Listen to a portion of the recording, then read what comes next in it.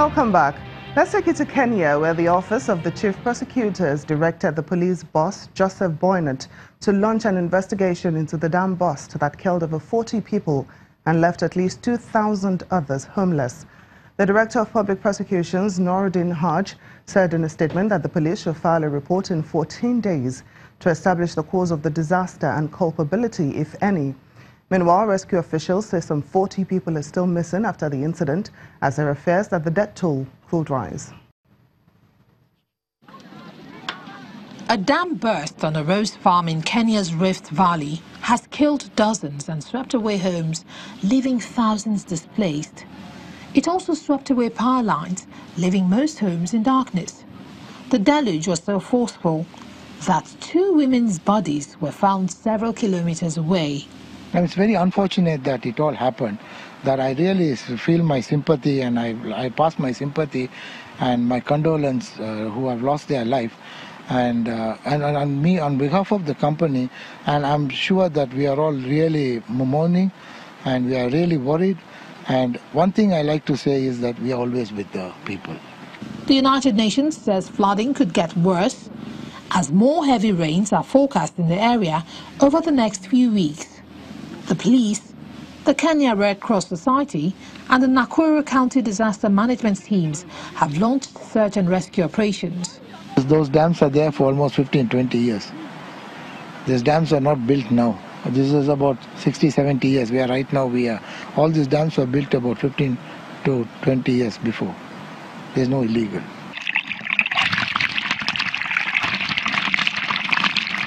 Almost 24 hours after the tragedy, rescuers are still digging in the mud, hunting for victims and survivors. However, the driving rain has hampered their efforts. The residents say the entire village is in complete despair. Not only have friends and family been taken from them, but their livelihoods as well. I may be alive, but my mom is gone. My son is gone.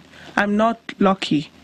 I feel so sad because the place has grown so much, but now we have nothing again. We will never have a good life again. In the last 2 months, at least 132 people have died and over 222,000 displaced as raging floods wreaked havoc across the country.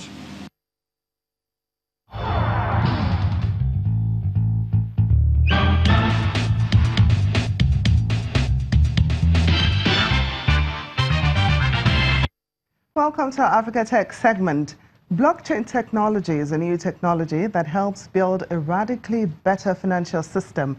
It is growing in importance, and many organizations are already exploring what this revolutionary tech will mean for their businesses. Blockchain represents an innovation in information registration and distribution that eliminates the need for a trusted party to facilitate digital relationships. Some experts believe blockchain could end up transforming a number of important industries, from health to politics, while others think there are some serious considerations that need to be addressed before it can be called the technology of the future. Our guest on the program, Steph Mekuye, a blockchain African strategist, is here to enlighten us more on this technology. Thank you so much for joining us on Network Africa. Thank you for having me. So what is blockchain and how exactly does it work? Right, okay, so let's start from the simplest form. Blockchain is a chain of blocks. Right, so let's go a bit deeper. Blockchain is an open distributed ledger. Distribution meaning sharing. Ledger, it's transaction, a record of transactions. That's a ledger. So blockchain is an open shared ledger transaction that can record transactions between 2 parties efficiently and verifiable and in a permanent way. That's what blockchain is. Now, how does it work? Let's take the process of an email, for example. Let's say there's a Mr. A, B, C, and D involved in an email. So what you have is A wants to send an email to D, copies B and C in the email, and then sends an email to D saying, I would like to send you 100 naira, for example, to pay for some X. He then copies B and C within that email. So what happens in the blockchain system is that B and C rushes off to find out if A has that amount in his account. The first person to reach the end of finding out if he has that in the account is what is called verification in the blockchain. He rushes off, he gets the amount, he tells everyone by, say, for example, replying all, so everyone knows. Now, A, B, C, and D represent those in a blockchain network. When he gets this amount and he replies all, he then gets a reward for rushing off.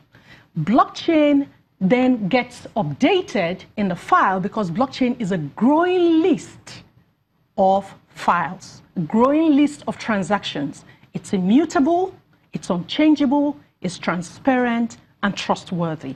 That is literally how blockchain technology works. Now, this chain of blocks continues, and that is why we call it a blockchain. Well, it seems when we talk about blockchains, decentralization comes up. Can you explain why? Okay, so we take, let's take, for example, Facebook, which is something everyone can actually relate to. Of recent, there was news about Facebook and Cambridge Analytica and the issue of some compromised data. Now, Facebook is a centralized system, which means that all of your data is hosted in one place, which means that I'll use eggs, for example, a basket of 10 eggs in one place. When there is an issue with that basket, everything gets, destroyed or something happens, you have a problem with it. But with regards to a decentralized system, which is where blockchain works, you can have your 10 eggs with 10 different people, which means that when one is destroyed, you still have copies everywhere. So it's not something that can have a problem because you don't have it all in one basket. That is how decentralization works. It's as simple as that. So in what different ways can blockchain technology be used? Oh, okay. Let's come to Africa, for example. We have resources. We have amazing youth, right? We have the youngest population around the world. We have mobile penetration, right? We have about 150 million users of mobile. And we have so much going on in Africa. How can it be used? If we take all the resources we have, for example, blockchain can help in verification of IDs, for example. You can use blockchain for cybersecurity because within blockchain in itself is cybersecurity, it's inbuilt system. You can use blockchain technology for health records. You can use blockchain technology for voting system and elections. You can use blockchain technology for farm to fork. So for example, you can actually find out how you planted a seed and to the plate itself. All right, Steph Makuye, a blockchain African strategist, thank you so much for joining us on the program. Thank you for having me. Thank you.